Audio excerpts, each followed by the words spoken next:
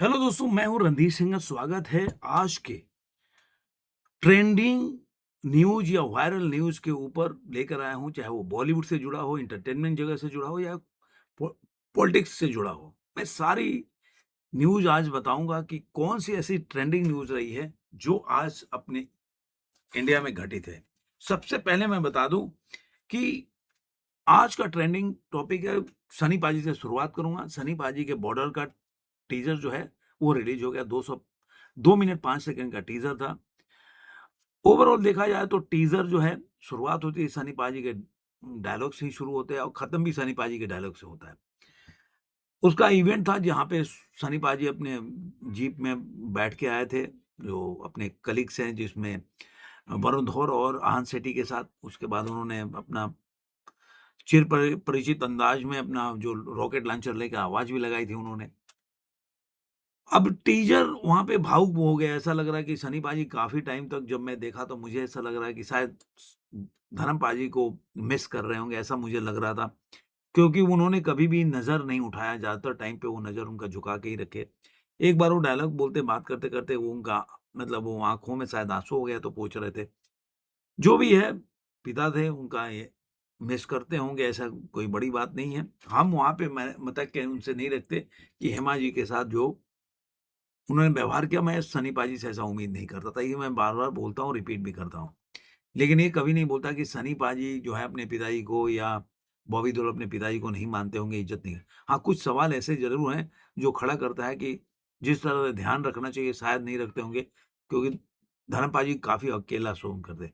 तो ये सब अलग, दोनों तरह की बातें हैं। कहीं पे इमोशनल भी बातें हैं, कहीं पे सवाल भी है। हम फैन्स हैं उनके, तो ऑब्वियसली सवाल पूछेंगे। उनसे ज़्यादा उनके पिताजी के फैन्स हैं।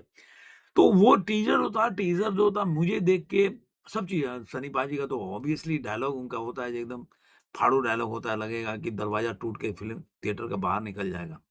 वो तो होता ही है उनके साथ। तो उन्होंने शुरुआत किया था कि कहीं से भी आओगे, भारत में घुसने का प्रयास करोगे, स्काई मतलब थल, जल, ऐसा मतलब स्काई से भी, आसमान से आओगे, ज़मीन से आओगे, पानी से आओगे, जो भी होगा, वहाँ पे भारत का सपूत तुमको मिलेगा। उसके बाद वो बोलते थे कि आवाज़ कहाँ तक जानी चाहिए? तो लाहौर तक। ये डायलॉग हिट होगा उनका। तो ये था। और ओवरऑल जो ड अब देखें तो सब चीज़ अच्छा लगा, एक्शन सीक्वेंस भी अच्छे थे, सारे चीज़ थे। मुझे थोड़ा एक्सप्रेशन में देखा जाए तो वरुण धवन का और आहान सेठी का उस तरह से इन्वॉल्वमेंट कैरेक्टर में नहीं दिखा मुझे, जो सीन्स आए उनके। तो वो मुझे दिखा। और दूसरा, इसमें अगर नेगेटिव देखा जाए तो वो थोड़ा-सा मेरे को वीएफएक्स पे काम करने की ज़रूरत थी। कई जगह वीएफएक्स मुझे मतलब उस लेवल का नहीं लगा, जिस तरह के बजट है या जिस तरह के मेकर्स दावा कर रहे हैं पिक्चर बनाने का, उस तरह का वीएफएक्स मुझे नज़र नहीं आया। चाहे वो आन सिटी के बैकग्राउंड का हो, जहाँ पे समुद्र को दिखाया जाता है, लहरें दिखाई जाती है, वो हो, या पहले वाले शुरुआत में जो बम गिरते हैं वरुण धवन के ऊपर। तो ये 2 चीज़ें मुझे टीज़र में देखने को मिली। अब दूसरा न्यूज़ है, आपको एक, जो भी भाभी जी देखते होंगे, भाभी जी घर पे हैं, तो वो जो है भाभी जी, पहले शिल्पा शिंदे काम करती थी, बाद में वो छोड़ के चली गई। उनका जो मेकर्स के साथ कोई डिस्प्यूट होगा, जिसके बाद वो चली गई 2016 में। अभी देख रहे हैं कि काफ़ी लोग वापस वापस आ रहे हैं। स्मृति ईरानी भी दोबारा से आई घर घर की कहानी में। और ये भी जो है शिल्पा शिंदे का भी फिर वापसी हो गया, भाभी जी घर पे हैं। तो ये शिल्पा शिंदे का भी वहाँ पे आ गया। ये आ गई, 2016 में चली गई थी, मैंने जैसे बताया छोड़ दिया था।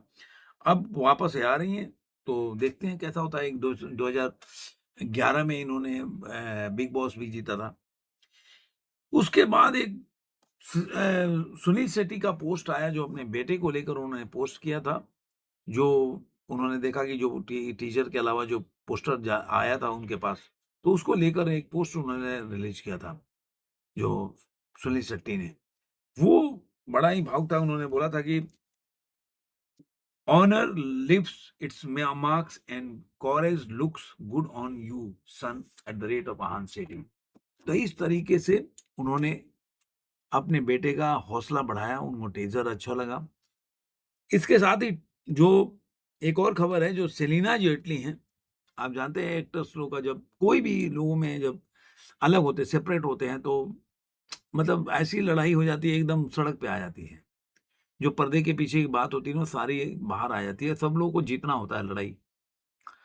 तो अब शिल्पा शेट्टी जो सेलिना जेटली है, उन्होंने अपने पति जो हैं पीटर हॉग के पास 100 करोड़ के मुआवजे के लिए कोर्ट में गई हैं और 10 लाख प्रति माह के लिए उन्होंने दावा किया है।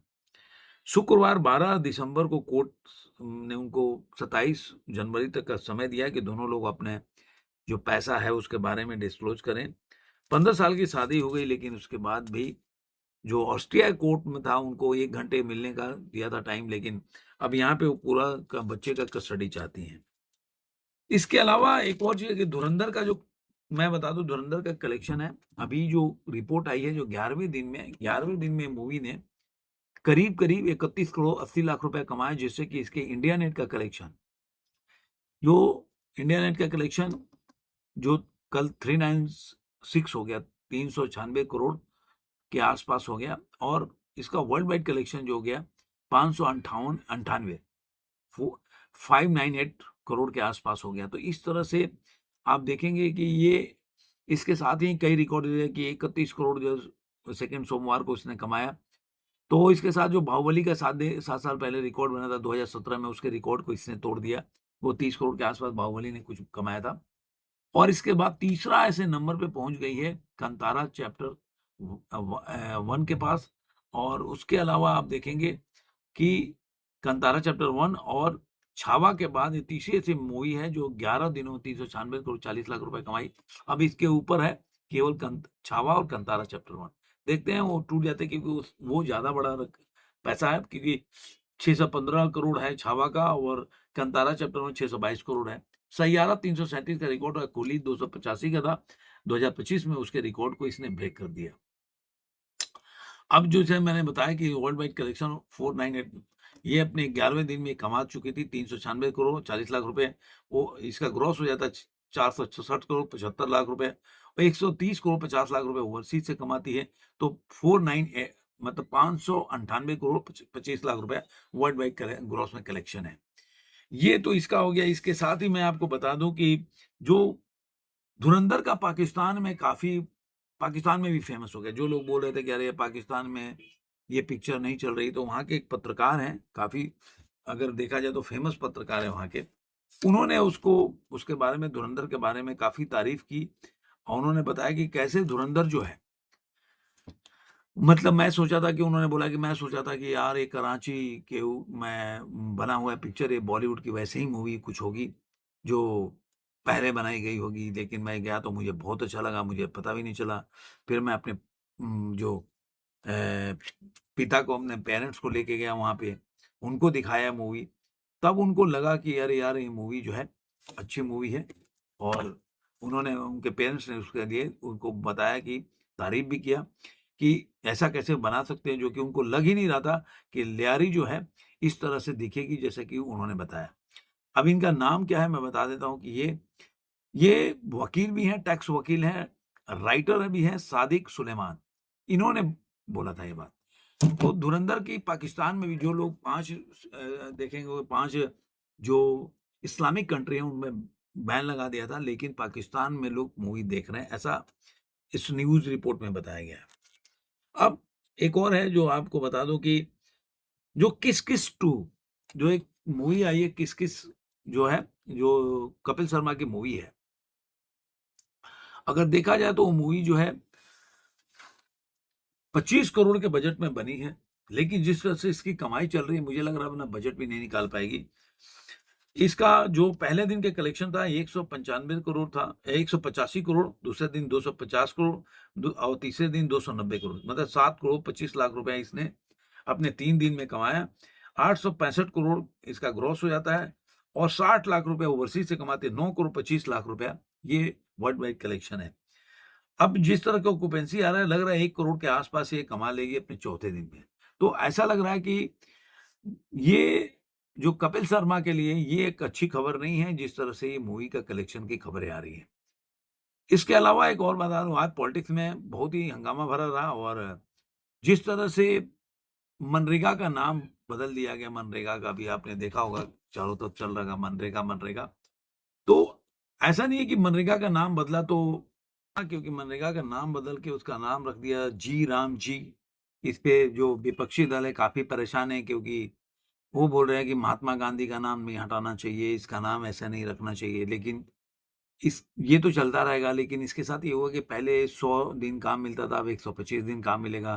पहले पैसा जो था महीने में आता था, अब हर हफ्ते पैसे का हिसाब हो जाएगा। तो ये सब तो देखिए, पॉलिटिक्स तो अलग-अलग चीज़ है, ये सब चलती रहती है, लेकिन यहाँ पे ये चीज़ है।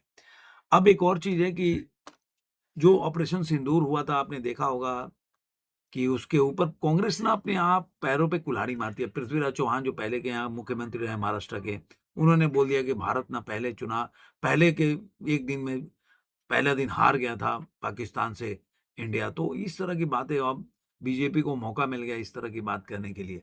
तो कहीं न कहीं आप देखेंगे कि कांग्रेस इस तरह का जो एक फेल हो जाती है बोलने में, वो एक अलग इनका पता नहीं क्यों ऐसा करते हैं, वो तो समझ के परे की बात है। एक और चीज़ है कि जो अभी जो अपने सीजेआई है, उन्होंने बोला है कि मंदिर का कपाट जो खोल रहे थे, उसके लिए उन्होंने एक बहुत बड़ा बयान दे दिया कि भगवान को भी सोने का समय देना चाहिए। जो सूर्यकांत जी है, उन्होंने बोला कि मंदिर का कपाट आप इतने लेट तक खोल रहे हो और उसका समय बढ़ा दिए, तो भगवान को भी आराम करने का मौका देना चाहिए, ऐसा उनका मानना है। तो इस तरीके से जो है वो सब चलता रहेगा, पॉलिटिक्स भी चलती रही है। लेकिन आप लोग प्रेमानंद महाराज जी को जानते ही हैं, काफ़ी लोग उनके भक्त हैं, वृंदावन में लोग उनसे जाते हैं उनका दर्शन करने के लिए। और अभी जो है विराट कोहली, अनुष्का शर्मा गए थे, और ये पहली बार नहीं गए, उसके पहले भी वो जा चुके हैं वहाँ पे। लेकिन अभी जो आ रहा है अनुष्का शर्मा को, जो प्रेमानंद महाराज जी हैं, उन्होंने उनको बताया कि क्या करना चाहिए। तो उन्होंने बोला कि अपने कार्य क्षेत्र को भगवान की सेवा समझिए, गंभीर भाव से रहिए, विनम्र रहिए, खूब नाम जपिए। और ये वो बताया कि तीसरी यात्रा है, मैं आपको बता दूँ कि जनवरी में भी विराट और अनुष्का जो है प्रेमानंद जी महाराज के पास गए थे आशीर्वाद लेने। उसके बाद मई में गए, जबकि टेस्ट क्रिकेट से उन्होंने संन्यास की घोषणा की थी। अब वो तीसरी बार गए हैं। तो प्रेमानंद जी महाराज के बाद बहुत लोग मिलने जाते हैं। काफ़ी सुकून महसूस होता है और लोग जाते हैं वहाँ पे, बताते हैं, मैं तो कभी गया नहीं, लेकिन काफ़ी लोगों को अच्छा लगता है जाके।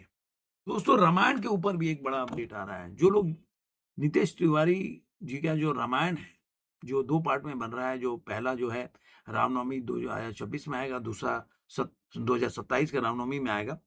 उसको उसके ऊपर काफ़ी लोगों का इंतज़ार कर रहे हैं, काफ़ी लोग उसका जब टीज़र आया था, एक मेरे ख्याल से 3 मिनट 41 सेकंड का कोई ट्रेलर था और पूरा एनिमेटेड था, केवल एक शॉट था रणबीर कपूर का। वो तब से लोग इंतज़ार कर रहे हैं, और इसमें आप जानते हैं कि 8 बार ऑस्कर जीत चुके विजुअल इफ़ेक्ट का जो डेंग है, वो इसमें विजुअल इफ़ेक्ट्स तैयार कर रहे हैं, तो इसीलिए थोड़ा-सा और लोगों का बन गया। अब ये आ रहा है कि इस फ़िल्म को जो इसका प्रोमो जो है वो रिलीज़ हो रहा है 2000 जो अभी खूब चल रही है कि इसका मेकर्स ने फ़िल्म के प्रोमो से सिनेमाघर को हिलाने की योजना बना ली है कि ये प्रोमो जो फ़िल्म का प्रोमो जारी किया जाएगा, जो अभी जो आएँगे, अवतार पिक्चर आ रही है, जो आपने देखा होगा कि एक अवतार पिक्चर आ रही है, उसमें मेकर्स ने फ़िल्म से जुड़े एक सरप्राइज़ दर्शकों को देने की योजना बना ली है। प्रोड्यूसर नमित मल्होत्रा ने फ़िल्म का प्रोमो एक बिग बजट के फ़िल्म के साथ सिनेमाघरों में दस्तक देगा। यानी कि अवतार जो आ रही है, अवतार मूवी जो है, उस मूवी के साथ इसके प्रोमो को रिलीज़ किया जाएगा, ऐसा है। अवतार 3 देखने पहुँचे लोगों को रामायण का प्रोमो देखने का मौका मिलेगा। तो ये एक बहुत बड़ा खबर है, जो जो लोग भी इंतज़ार कर रहे थे, उनके लिए खबर है। तो शाहरुख खान के फैन्स के लिए भी कुछ ना कुछ है, तो एक बड़ी खबर आ रही है उनकी। आप जानते हैं पठान दो 2023 में आई थी, काफ़ी अच्छी कमाई की थी बॉक्स ऑफिस कलेक्शन में। अब पठान 2 के ऊपर बहुत लोग इंतज़ार कर रहे थे कि पठान 2 कब आएगी, कब आएगी? तो उसके ऊपर खबर आ गया पठान 2 के ऊपर। अब ये खबर है बॉलीवुड लाइव का, कितना सही है, कितना गलत है, वो तो मैं नहीं जानता, कि वाईआरएफ के जासूसी ब्रह्मांड में वापसी कर सकते हैं बड़ा स्टार। वो कौन है? लेकिन उसके पहले बताने के पहले मैं बात बता दूँ कि इस समय वाईआरएफ कैसे अगर ऐसा कर रहा है, तो किस वजह से कर रहा है, समझ के परे की बात है, क्योंकि अभी वाईआरएफ की कोई पिक्चर तो चली नहीं, वॉर 2 तो फ्लॉप हो गया, और अल्फा में से भी वो कोई उम्मीद नहीं है कि अल्फा चलेगी। तो वाईआरएफ तो, और जो लोग देख चुके हैं वाईआरएफ की पिक्चर, टाइगर भी जो तीसरा पार्ट आया था वो भी चली नहीं। तो उतना कॉन्फिडेंस कहाँ से आ रहा है वाईआरएफ के अंदर कि जो स्पाई यूनिवर्स है कि वो पिक्चर बना दे। लेकिन फिर भी अब जब न्यूज़ आ रहा है बॉलीवुड लाइव की तरफ से बता देता हूँ कि इस खबर के अनुसार जूनियर एनटीआर जो है शाहरुख खान की फ़िल्म पठान में उनके साथ एंट्री हो गई है, उनके साथ काम कर सकते हैं। तो अब देखते हैं कि इसके ऊपर कितनी बड़ी खबर है, वो विक्रम के किरदार में नज़र आए थे, जो वॉर 2 था। और देखते हैं कि आदित्य चोपड़ा अगली जो फ़िल्म पठार है, उसमें जूनियर एनटीआर के जो कैरेक्टर उसको कितना अच्छा गढ़ पाते हैं, क्योंकि वो भी नाखुश थे। पता चला कि जूनियर एनटीआर खुश नहीं है, जिस तरह से उनका विक्रम का किरदार निभाया गया या उसको दिखाया गया स्क्रीन पे। तो स उन्होंने शायद उनके साथ है कि विक्रम के एक अलग कैरेक्टर पे फ़िल्म बनेगी। ये उनके साथ ऐसा खबर आ रहा था कि उनके साथ ये एग्रीमेंट हुआ था या उनके साथ एक करार हुआ था, लेकिन बाद में क्या हुआ वो तो पता नहीं। तो वाईआर अब तो पता नहीं, मुझे तो लगता है बंद ही ना हो जाए। क्योंकि जब से धुरंधर आई है तो लोगों का एक एक चेंज हो गया है आई को लेके, भई ये स्पाई कैसे होना चाहिए? अब इसमें स्पाई तो पता नहीं प्लेन खींच लेते हैं, जो अमेरिका के F-16 है उस पे लड़ाई कर लेते, तो पता नहीं, बोल ही नहीं सकता कि क्या दिखा सकते हैं, इनके समझ के परे की बात है। तो आज के अंक में इतना ही। आपको ये वीडियो कैसा लगा ज़रूर कमेंट में बताइए। फिर मिलेंगे किसी और वीडियो में, आज के अंक में इतना ही।